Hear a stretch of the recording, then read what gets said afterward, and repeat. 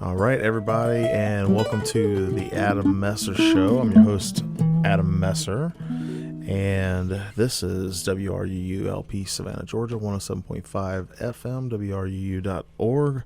We are Savannah Soundings Community Radio with Global Soul, and my special guest today is Matt Lostaglia. Matt, welcome back. Thanks, brother. So the first hour we were talking about, goal setting and atomic habits, and just a lot of cool stuff. Like you got your new Matt Lostaglia show, and then Matt Lostaglia Inc. is going on since the last time you've been on here, and so you had a lot of stuff going on, man. I mean, you moved. You're living up north now. Well, you're still in the south, but you're living up north from here. So yeah. And the furthest north point of the South. Right. So man. But I'm really digging the Matt and Adam show that we do together. I think it's a lot of fun for me, and I like us keeping on track with the 15-minute segments where we talk about grit and doing the work and why does it matter. So one of the things, the end of the last hour we were talking about was, we had an episode where we were talking about gamification and making the work fun, and there's times where you have to do, chores like doing the dishes and whatever, it's not going to necessarily be fun. You just have to do the work to do the work. But, on other things, when you are setting a goal, so like, let's just take fitness, for example, a lot of people say, I want to lose 20 pounds, right? Or I want to lose 30 pounds, or I want to, I'd like to be, back to when I was like, really skinny or whatever. I hear that, from different people or whatever. And one of the things that the reason why it doesn't stick, in my opinion, is because those goals are set to like a certain image that they, feel like it's going to be, good for them or whatever, but they don't attach that to the reasons why they can lose 20 pounds and what it can do for them, and Yes. and so when they flip that to like, I want to be in my best shape in my life, or I want to be able to run a 10-mile marathon run or whatever, or I want to be able to some people, it might be, I just want to be able to get up and down the stairs without being out of breath. Yep. So I feel like people set goals a lot of times, or maybe they don't. Maybe they just have an idea in their head and they don't realize it's a goal. But then they don't attach the reward system to it. Like like, hey, what can kind of, like if I do this, what can I get out of it? And one of the things we talked about with gamification was like, hey, how do we make things fun? So can you kind of go into that a little bit and talk about, what that means for you?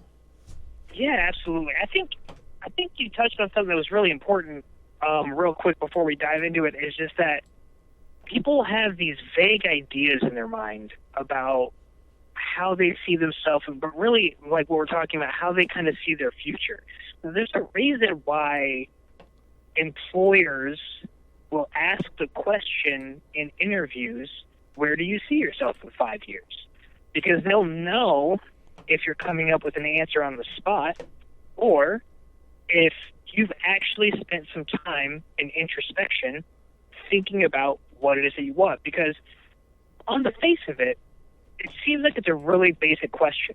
And honestly, it kind of is. It's really not. It's not a complicated question. It's pretty simple. It's pretty straightforward. The thing is, what we do, or what we seem to end up doing, is we have these vague ideas, exactly like you said. You put it so perfectly. That we have these vague ideas in our mind, like, yeah, no, I want a nicer home. I want a newer car. I want more time off. I want less stress. I want to be doing that. I want to make more money. All of these goals have something very specific in common, and it's their lack of specificity, right? Having a nicer home isn't very specific. What does a nicer home mean? Does it mean better quality? Does it mean bigger? Does it mean newer? What does it mean? I don't know. You got to answer that. Those are all stuff that's not even going inside to who you are. And so you can keep going down and down. But that's just something I want to touch on before we kind of into this was ask yourself those questions and, be willing and be brave enough to spend some time with yourself. That's like the most important thing for any of this, is that you have to be courageous enough to spend some time with you. I got to jump on that one too, man. Have you ever heard that phrase, silence is deafening? Yes. Right. So to me, what that means is that a lot of people don't spend time in silence thinking about themselves as far as like, what do I want to do? We're so used to all the noise. When I said earlier about like last hour about the consumerism and how we're marketed to and advertised to and all that, we're so used to the noise that if it's gone, we're like, wait a minute, something's wrong. Why isn't the radio playing? Why isn't the TV playing? Why am I not, watching a video on Facebook or whatever? And when we take, because I love meditation and mindfulness-based stress reduction, which is a form of meditation. And when some folks, because in Atomic Habits, he talks a little bit about this too, but I believe his name is James Clear. I might be getting that wrong, but I think it's James Clear. But he talks about like some people feel very uncomfortable in that silence because there's a lot of weird things that you think in your mind when you're meditating. True. And, when you're trying to, calm the flow of waves and the sea of your mind, it's not easy, and the waves are going to crash over and over and over again with different thoughts. Like, oh, I've got to do the laundry. I need to, next Thursday, I've got to get this done. I've got, 20 other million things that I have to get done. I've got to get ready for work tomorrow. I've got this, I've got that. Your mind just, it's just inundated with these thoughts all day long. And when we're talking about autopilot, autopilot's actually a coping mechanism that our brain uses to be able to function. We process over 1 trillion bits of data every second that we're looking around us. Our brain cannot manage that, so it only focuses on a very narrow window. And when you're talking about autopilot, that's how we get to and from, because our brain is like, hey, you know what? This is a survival method. I'm gonna take over. Because your body, you breathe on autopilot. Your blood pumps on autopilot. It heals itself on autopilot. All these different functions that we have are on autopilot that we're not conscientiously thinking about. And when you meditate, you are conscientiously thinking, I'm going to stop thinking for a minute or two. And, so I love that you brought that up. I feel like it's very important. And, people, when I say silence is deafening, it's because it's like, man, it really opens your eyes up or mind up or whatever you want to call it to being present and in the moment. And people are so used to being distracted, or people are so used to not being able to not being able to be self-guided or guided along that process. You know what I mean? So I'm glad you brought that up. Well, I think you brought up a really interesting obstacle that people have when it comes to trying to manage their workload, or like just their life and all of the things that we need to do. And I've been hit so hard with this recently, because one of the last things that I didn't mention was that I've recently been courted by the Washington football team to perform as a digital marketer and military liaison. And so... Which is pretty awesome, man. Congratulations. It's pretty amazing. It's an amazing opportunity, and I've basically been extended the opportunity to do it as long as the position opens up. There's a lot of turmoil happening, obviously, in the world, and then specifically with that team. And so if the position ends up opening up, it's been lent to me. The offer's essentially been made. So there's that, and then I'm working part-time with this company that's based out of London. And so I have my business, I have our show, I have the Washington football team, I got a part-time job, and I'm going to school. I'm taking 3 classes at George Mason University right now. So, Full so schedule. I'll tell you what, I was less productive when I was just doing my show and my part-time work with a company in London than I am right now. I am and it's not because I have more going on. I'm more productive in those endeavors. I'm more productive with the work that I do and with my business. Because what happened was when all of these things came up, I was like, I can't fly by the seat of my pants anymore because I'm that guy. I will not schedule things unless I have to. and now I have to. I have to schedule blocks of time that says I'm going to have 2 hours of creating content for my show. Okay, now I'm going to have an hour of doing math homework. I'm going to follow that up with an hour of digital marketing, right? Like that's, and every single hour of my day, down to like 15-minute blocks at times, or 30 minutes, or 2 hours, it's all blocked off from 5 o'clock in the morning until 5 o'clock in the afternoon on a good day when I can stop at 5. It's because I need to prioritize my family too. I have to make sure that my wife's getting the attention and the love that she needs. Like, she's supporting our family too, and so am I. We're both busy as hell. And if we don't invest in each other, we're setting up our households for failure. So that's a whole other that, and our kids, and so setting up that schedule and acknowledging the reality of the situation here, and not letting these things like, oh gosh, when am I going to get to the homework? Oh my gosh, when am I got to do this project for work. Oh, and I got to do this other thing. Write it down. Create the schedule, but that's all on the side. I love that we're talking about James Clear. It's so funny. I actually just started following him on Twitter, and he has some amazingly inspirational tweets each day, and that's something that I used to look at Twitter as a dumpster fire, and I still do. But what I've done is I've curated very particularly the people that I want to follow and the channels that I want to follow. So I see the Daily Stoic, I see James Clear, I see The Rock, and I see Kevin Hart. I see these people that are out there doing it or giving really great advice, and it's very impactful. Now Twitter is a positive injection into my life. It's a motivational injection into my life. And I will say it's so interesting. So James Clear finally made a post that I don't fully agree with. And I was actually really excited about it because I was like, I don't like being what I like to call like a nod along, where I'm just like, yep. Yep. Nod along, I like that. Am I just a James Clear nod along? Like, I don't want to be that. And so he had posted something maybe yesterday, maybe the day before.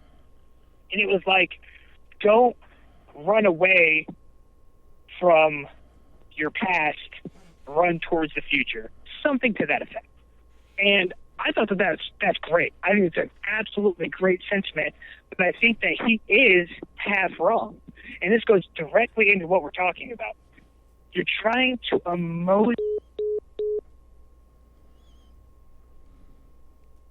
Hey everybody, I'm sorry. I think my phone just dropped Matt, so let me call him back. So we'll be there we go. It's ringing now. Hello? Hey man, I'm sorry about that. My cell phone connection dropped, so got you back on air now. All right, got it. Yeah. We made it. Hey, real quick, we'll do the let me do the station announcement. Yes. Everybody, you were listening to the Adam Messer Show here on WRUU LP Savannah, Georgia, 107.5 FM, WRUU.org. We are Savannah Soundings Community Radio with Global Soul, and you were talking about James Clear. Not running away from your past, but running towards your future, and so right, yeah. And I like how you talk about that. Am I just a nod along? I mean, like, I know what you mean. Yeah, it's very important to make sure that we're staying true to ourselves and we're being the unique individual that we are. We all had, just like the start of the show, I was talking about you and I, the differentiations there, where we agree on so much, but there's things that we don't. And it's the same thing that I ran into with James Clear. And Well, I So don't want this is I don't want to sound antagonistic here. So when I say this, I don't mean like I'm trying to be antagonistic. But I don't want to be stuck in an echo chamber. I mean, like I want to be around people who are doing similar things and have similar views and goal points. Like where they're saying, "Hey, let's do this." I want to be around, the go-getters. But I don't want you or anybody to just mimic what I say, and I'm not going to parakeet what anybody else says. Just not. Um, you can't do that. Because no matter what happens, like for example, people talk about cookie cutter. Like I don't enjoy cookie cutter stuff. Now there's a good and a bad thing about formulaic stuff and cookie cutter stuff and consistency and that kind of thing. And then people always talk about yes, individuality, right? And I love individuality. You have to know the formula before you can make up your own. So if you yes, want to be a chocolate chip cookie baker, you got to know how to make chocolate chip cookies. yeah, yeah. Just You gotta use cocoa, man. Yeah, you got well, I mean, you got to know how to make chocolate chip cookies. And even if that means like you start off with getting the store bought cookie dough and then you form the cookies and you bake them and you learn how to bake those and you start somewhere.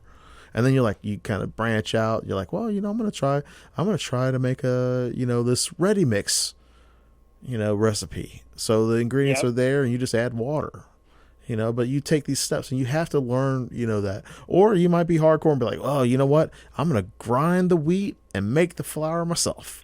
And Yeah. I'm going to get the cocoa and I'm going to make my own chocolate chip drops or whatever. There are artisan people out there that do that kind of stuff, but you have to know the formula, right? And I Well, feel that's the thing. I don't want to be the pioneer. I don't want to be the person that's the first person to step foot on new land. Like, because the first person that you know of that stepped foot on new land is stepping on like the bodies of the 1,100 people around him that didn't make it. Like, no, go ahead. You find a way to make the cookie, and then I'll find the cookie and I'll try to make it better or more unique or something. Well, yeah, I mean, like that's human nature to adopt what other people have done before you. There are very few innovations out there that are completely brand new and not built off of something that's been done before them. Just like with storytelling, they say there's about 7 or 8 basic stories out there, Exactly. that we want to hear and crave. Um, I talk about shovels and jeans a lot because the folks that were rich or got rich from the gold rush days were not typically the miners. It was the folks selling the miners the shovels and jeans. And the reason why I say all that is because like you have to follow a structure before you can get out of the structure. You know what I mean? Like you have to know like the guidelines and like, hey, what are people's expectations? Otherwise, if you want to just be in a bubble, just be in a bubble. You just want to do your own thing, do your own thing. But I love oh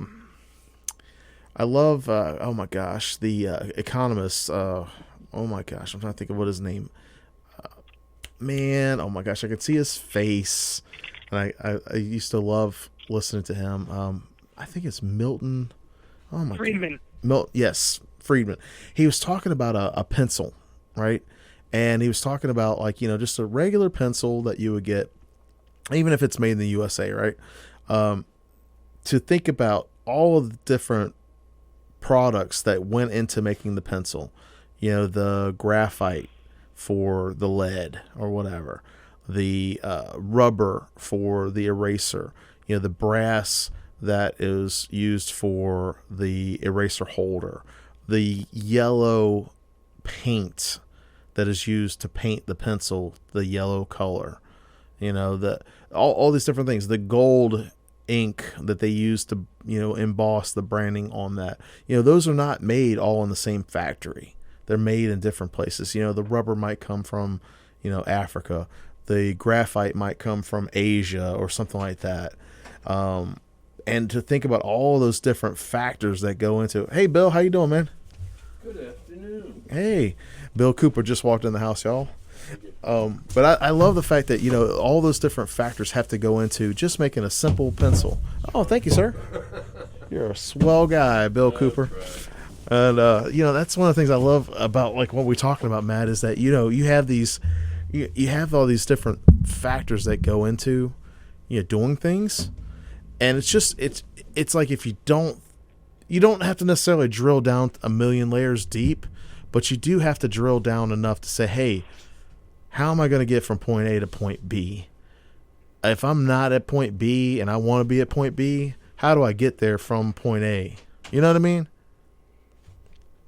Absolutely. And I mean, that's the benefit of the things that we do. And that's the benefit of my business. And that's the reason why it exists, because I'm not teaching you brand new resilience tools that have never been seen on this planet before, but kind of where my specialty comes in is my ability above others to take a complex idea and to make it simple and to make it applicable for you so that you understand it and you understand how to use it in your life.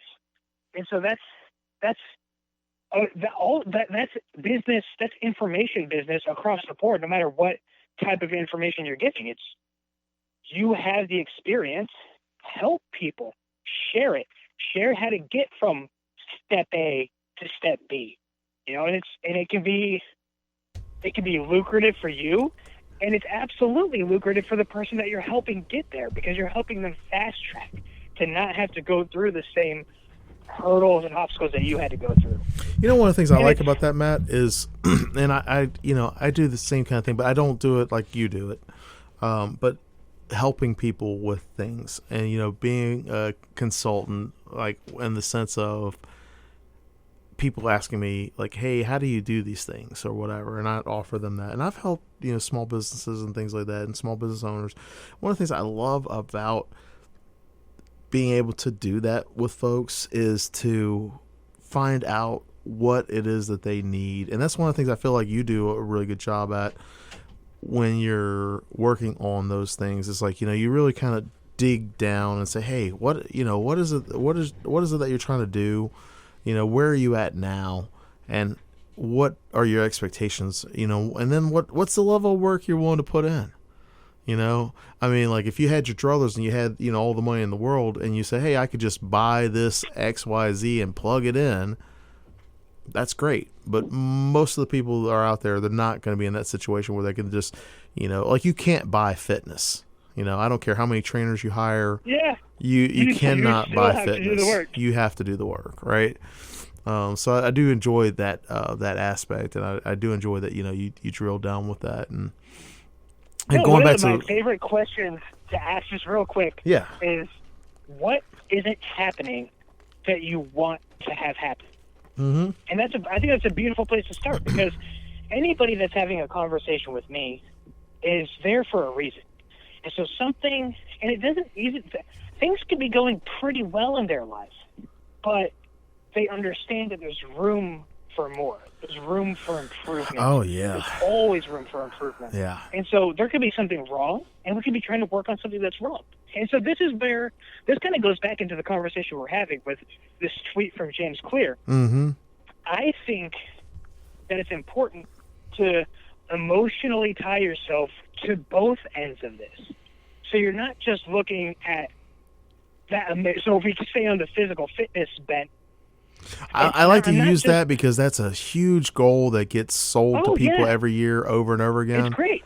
And I feel like that's one that people can relate to, because, as you get older, your fitness level, it's all on what you do, And it's very applicable to all of us. All of us have a body health and to wellness. maintain. Yeah, health and wellness. Yep. So I think it's really important to do exactly what you said. And it's really, really in the sense that you want to envision your body. You want to envision, and specifically what you want, because maybe you don't want the Dorito chip body with the 8-pack abs.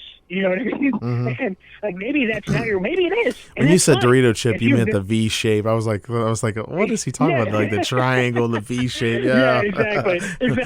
You didn't So mean the potato chip couch surfing dude, no, the Dorito cheesy like fingers yeah, playing, not the cheese puff body, Yeah, right. not the cheese.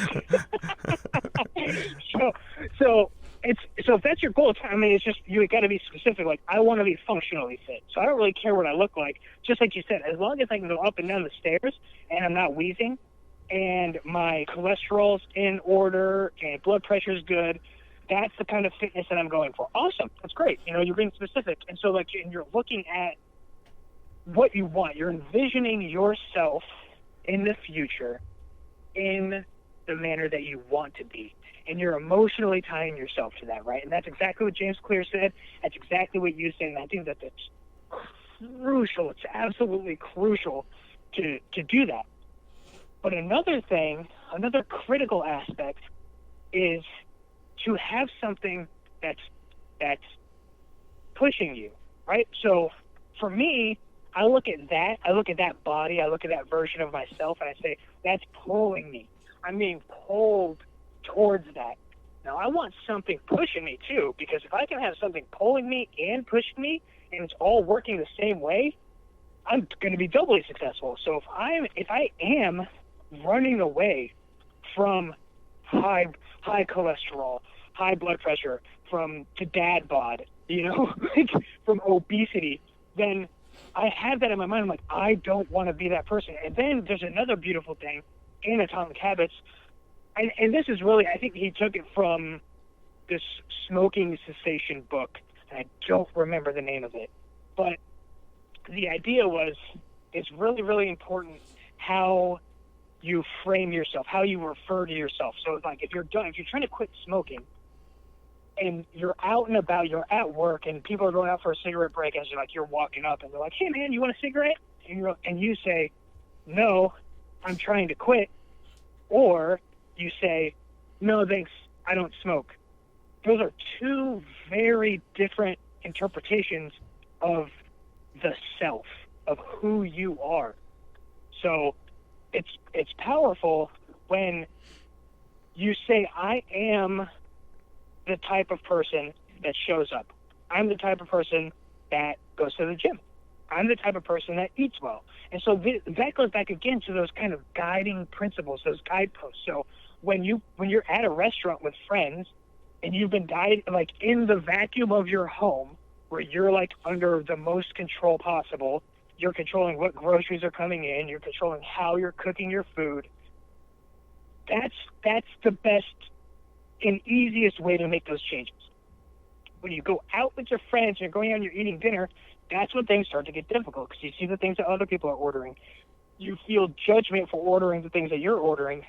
But then you ask yourself, like, who am I? Like, oh, I'm the type of person that puts health above, you know, whatever else, before judgment, before what my friends think, or before, you know, the delicious taste of French fries. Right, right. I am that person. So that's pushing you away. You're like, I am not the type of person that succumbs to each and every indulgence that rears its head. Like, I am strong. I battle off those things. I am not the type of person that does that. I am the type of person. So I think that those two things, I am not and I am. Now, I will agree with you and I will agree with James Clear. I think that you would say this, that the I am statements are the single most powerful ones that you can make. The I am nots are just added. That's just a gravy on our potatoes again. I can agree with you on that. You know, the statements of definition of who we are, you know, going back to the who we are part, I feel are some of the most challenging things that we can do. Some of the most rewarding things that we can do for ourselves. Going back to the relationship building, you know, the things come and go. You know, Aristotle said, you know, we are what we repeatedly do. Excellence, therefore, is not a habit, but an act, right? It's like your action. And I might be twisting that around a little bit, but I'm trying to get the thing across. It's like, you know, excellence, therefore, is not a habit, but action or something like that. I think I'm getting it wrong. But anyway, you get the point. It's the actions that you take it's the consistency. When you say I am an athlete, you don't just say it one time. You have to do it repeatedly. You have to write it down. You have to, envision yourself as like Arnold Schwarzenegger. He envisioned himself as being the world champion long before he won his first competition, right? There's a lot of people that they see themselves winning in their mind long before they win. So the folks that want to be a millionaire or they want to be whatever, they see themselves, they envision themselves as doing those things. And then, once you have that mental imprint on your brain, your mind's going to want to work towards that. It's going to do everything it can to live up to that expectation, So words have so much power. Yeah, I think that's why it's crucially important for you to pick goals that are aligned with who you are and what your principles are. I agree. I have to cut you off right there. We've got to do the mid-hour break, but we will be right back and talking more about that. All right, everybody, you are listening to WRUU-LP Savannah, Georgia, 107.5 FM, WRUU.org. We are Savannah Soundings Community Radio with Global Soul. This portion of WRUU-LP Savannah Soundings programming is brought to you by listeners and the Ships of the Sea Museum. The Ships of the Sea Museum is a member of the National Trust for Historic Preservation's Distinctive Destinations Program. The William Scarborough House is the earliest example of the use of Greek Revival architecture in the domestic setting, and this year is the 200th anniversary of the Scarborough House. Find out more about Ships of the Sea Museum at the website shipsofthesea.org. Many critical issues are facing the residents of Savannah and all Americans, including the coronavirus, homeschooling, and the upcoming general election. WRUU has 3 programs which address these issues: The Common Good on Fridays from 2 to 3 p.m., The Happy Homeschooler on Wednesdays from 2 to 3 p.m., and We the People, The Constitution Today on Sundays from 8 to 9 p.m. Stay informed about these important issues by tuning into these programs on WRUU. WRUU 107.5 FM is a new and different listener-supported and all-volunteer community radio station for Savannah. Our diverse broadcast and web programming is supported by generous listeners who value our passion and spunk. We are independent of other media and receive no government or large corporate support. People like you are the largest and most important source of our funding. Go to WRUU.org to find out how you can make a one-time or monthly contribution. Thank you. This is WRUU-LP, Savannah, Georgia, 107.5 FM, WRUU.org. We are Savannah Soundings Community Radio with Global Soul. All right, everybody, and welcome back to the last half an hour that we have today with Matt Lostaglia.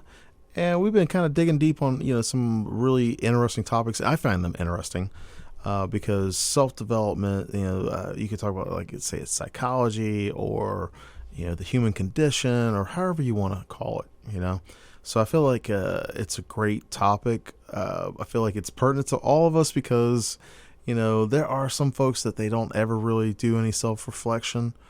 I'm not one of them. I'm like always thinking about, like what's going on.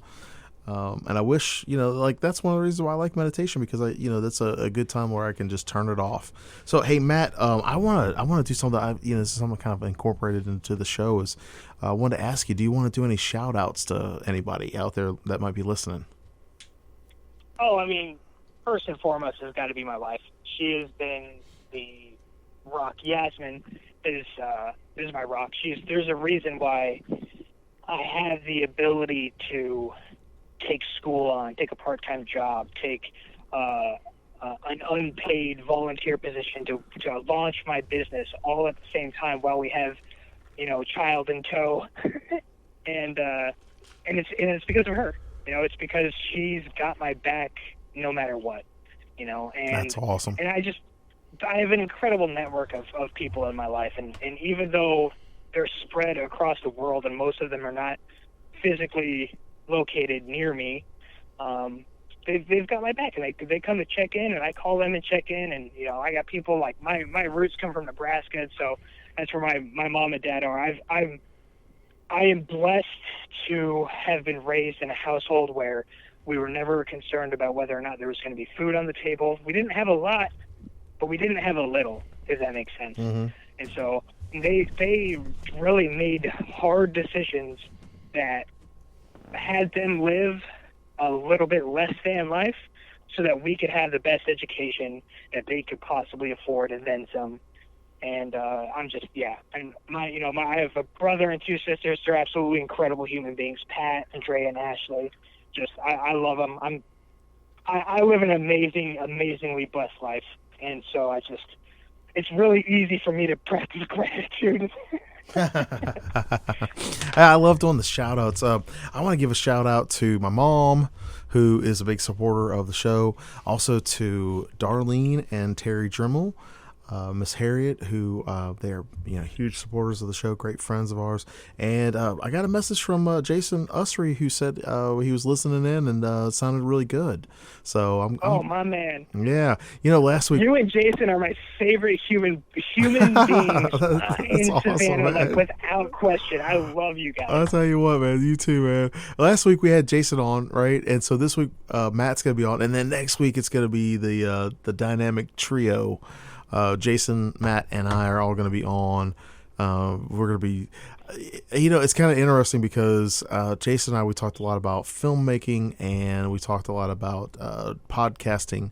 And then you and I are talking about like self-development and leadership and that kind of stuff. So I'm going to be interested next week in seeing like what we end up coming up with. Cause I don't pre-plan, when I do these shows, I don't pre-plan the shows.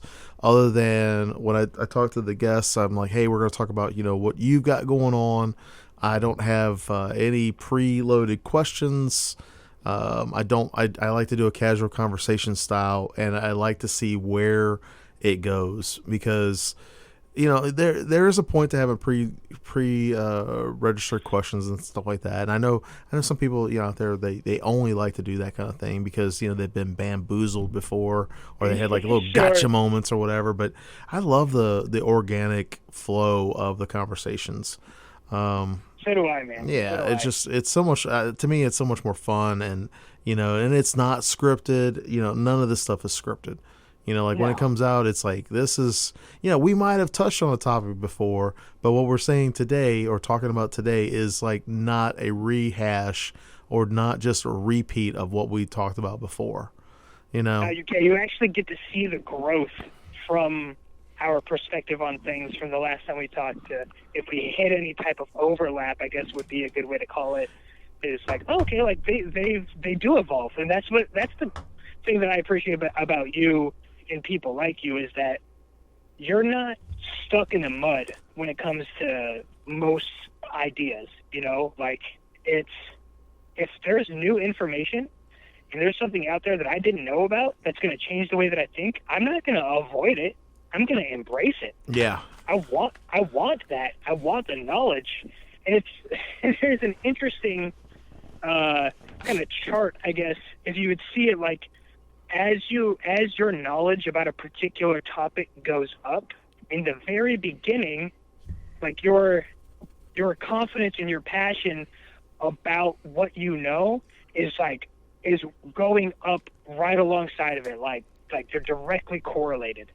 And then you hit a certain point where you've learned more, and then your it's not that your passion drops, but it's that your confidence in what you know actually starts to drop because your eyes get open like, oh, I learned about it in this one way, and that was huge. It was such a big deal. But then I saw 3 other people's perspectives on it and these other studies that were done, and you're like, oh my gosh, there's so much that I don't know. Mm-hmm.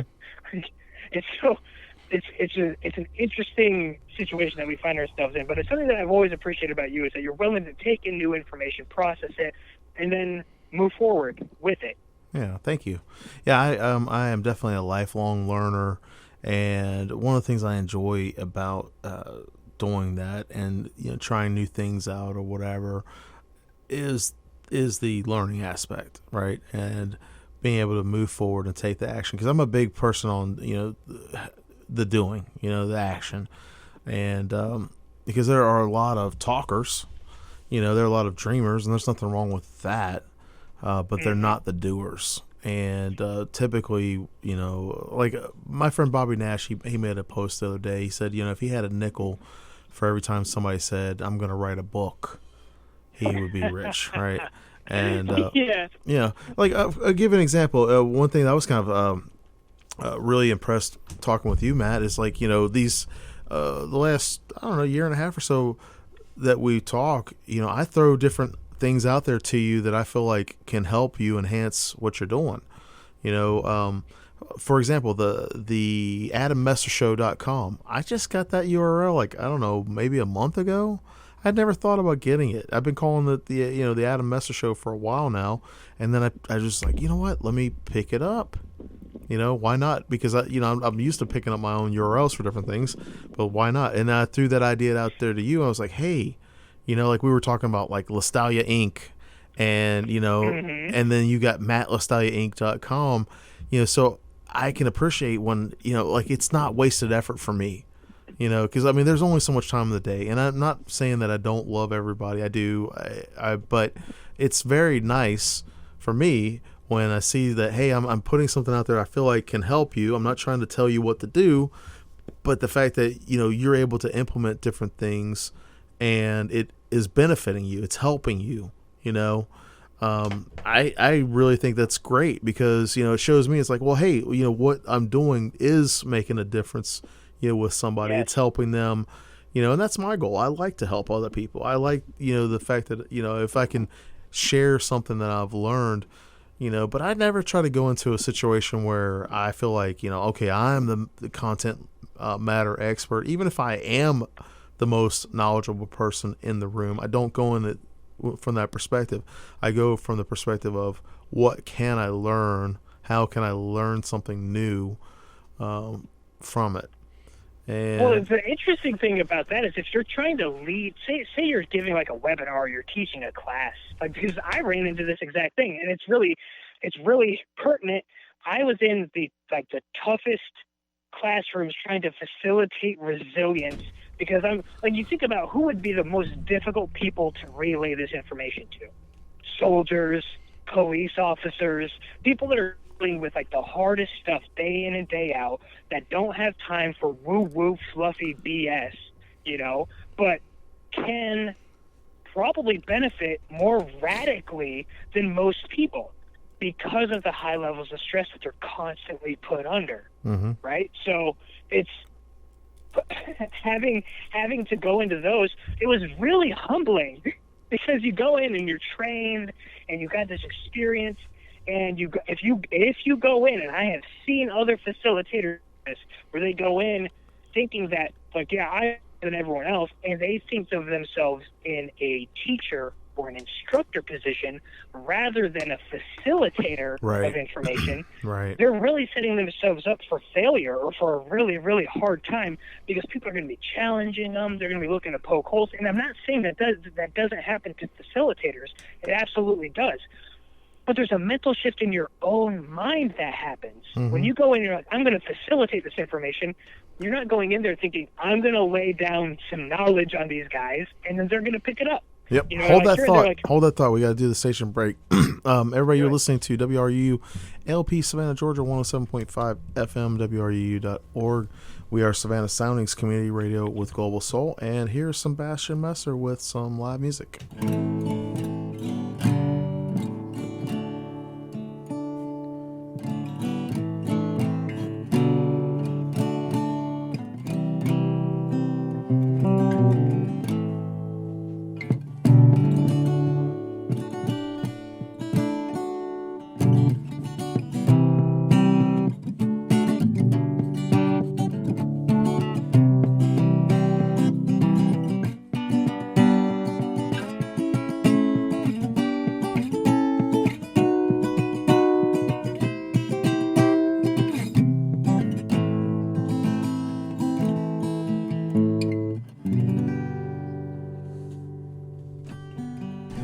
Nice job, Bass. That was really good. I like that. Oh, I love that you guys do that. I love that you bring him in and he does his live groove, because it's such a nice touch to the show. I appreciate that. Yeah. Vasa, he's just smiling over here. Matt, talking about the facilitation versus lecture learning, andragogy versus pedagogy, to break it down. When, Yes. as children, we grow up and we're taught, this is a certain thing. Like, we were talking about A is A and not B earlier, right? There are certain times where pedagogy is important. Like you know that there are 26 letters in the alphabet. That is not a debatable circumstance, a fact. What font to use is, right? And andragogy, as adult learners, after about 25, 26 years old, most people's physical brain has completely formed by that point. Up until then, the brain is still growing. The nice thing about it is they used to say, oh, your brain can never grow or whatever. But that's not necessarily true. You can still grow those new connections. Those new dendrites can grow. Like if you've ever had that headache after you've learned like a large amount of information, that's those dendrites growing in your brain, right? And the new chemicals running around saying, hey, we've got this load of information. We got to get it out. We got to get it processed. That's happening.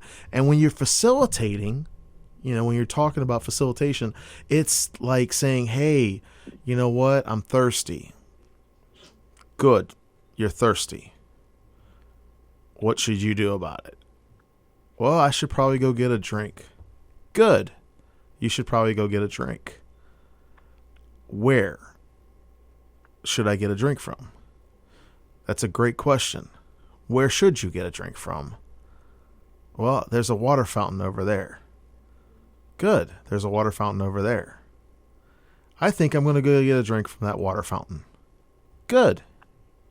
You went from the process of I'm thirsty to resolving your own problem. The other person is just available, but they're not going to give you the answer, right? Sometimes they'll give you the answer if you're not getting it, but when you are facilitating that answer or that solution or whatever, you are helping them to build their own foundation and structure for them to be able to resolve it. Because if you just solve somebody's problem, it's the same old adage of give a man a fish, he'll eat for the day. Teach a man to fish, he'll eat for a lifetime. It's the same thing. Absolutely. So I love the fact that you talk about that, because when you got well, let's just put it this way. I'm not calling anybody a difficult person, but when you have a group of people who have been through a lot of difficult circumstances, and they know that sometimes you just got to be hardcore and just kind of blast through something and just knock it out. You got to just go do the grind or whatever. They're not going to be like, hey, what's the feel good answer for this, because they know it doesn't work. They know that it's not realistic. Or that it might work on on paper, but it's not going to work out in the field. And so that's one of the reasons why it's kind of like, show me, don't tell me, show me. Exactly. I love that expression. Don't tell me, show me. And that's exactly what we try and do. And that was the beautiful part, is that I was able to kind of go through and earn my cut badges, your chops, right? Yeah, cut your chops. Exactly. Yeah. I got to cut my chops in some of the hardest, forums that were available to me, and available to most people trying to facilitate this information.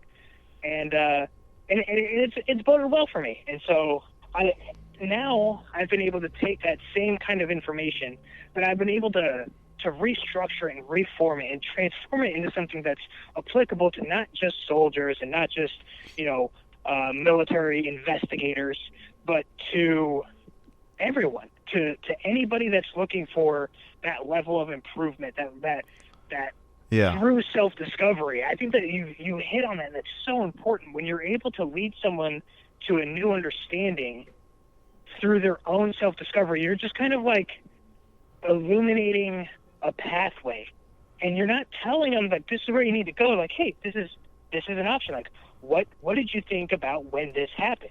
And then they create that path, and then you just kind of keep helping them to go down that path.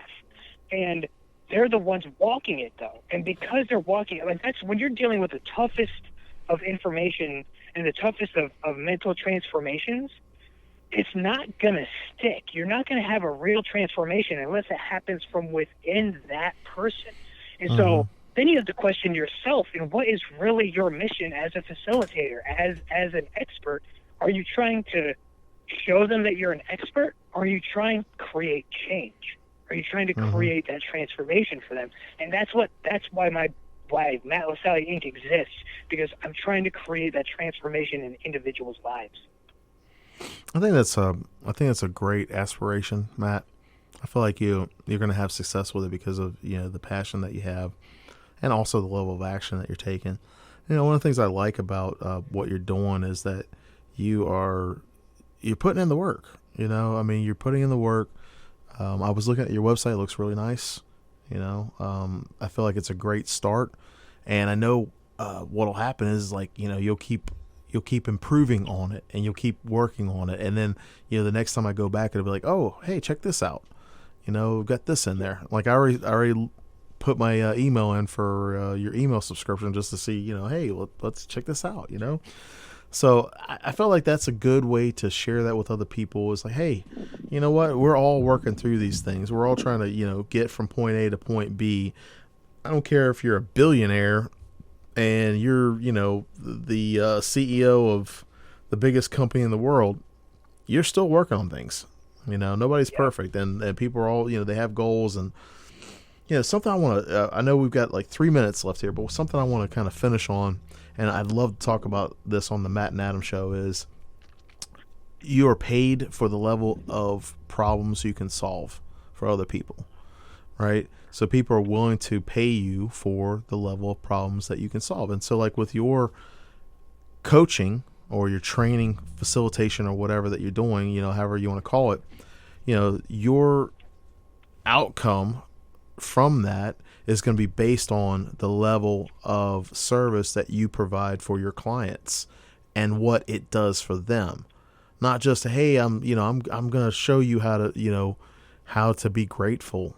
I'm going to teach you these things. It's like, what does it do for me? What's in it for me is always the question that goes back to, like, for any audience, client or whatever. It's like, well, what's in it for them? Why should they give you, their time or their money or their investment, And I feel like that's a good transition, when what you said about, like, doing it for other people. It's like if you're a content matter expert and you're going into a classroom thinking, well, I'm just going to lay some knowledge down on them. Yeah, well, are you doing that for your clients, or are you doing that for your ego? And exactly. I think that's a good question. I feel like the best facilitators and the best teachers are the ones who connect with other people on their level. Not saying that the teacher's above them, but they're connecting with them on their level, because they're like, hey, well, why did you show up for this comp class 101? Why did you choose to take English versus, besides it being compulsory, but why did you decide that you wanted to take this particular class? And if you got a good facilitator, that person's going to, invest time in them, not just go through the motions, and, not just kind of, run through the syllabus or whatever. Because when you're doing facilitation like that, you've got a syllabus, or even if you don't call it a syllabus, it's the same kind of thing. You've got your materials that you're going to be teaching. So I am really excited for you, Matt. I think it's a great endeavor that you're doing. Where can people check out your stuff again? Thanks, brother. Yeah, absolutely. I'm on all the social medias, and Lostaglia for Instagram, MJ Lostaglia on Twitter, Matt Lostaglia Inc. Facebook page, and MattLostaglia.com. And there is that free training we have coming up on the 3rd of September for those that are interested in how to change your mind. And the first training program is coming out shortly after that, called Gratitude as an Action. And that is that's our first one. That's kind of our debut, our pilot, and that's how we can change our lives in a significant way by embracing gratitude and finding the ways that we can change the way that we think through embracing gratitude. Oh, that's awesome, Matt. Thanks again for being on the show today, man. I really appreciate you coming on. Thanks, brother. I really appreciate you having me. It's always a blast. Yeah, I'd love it. I love it.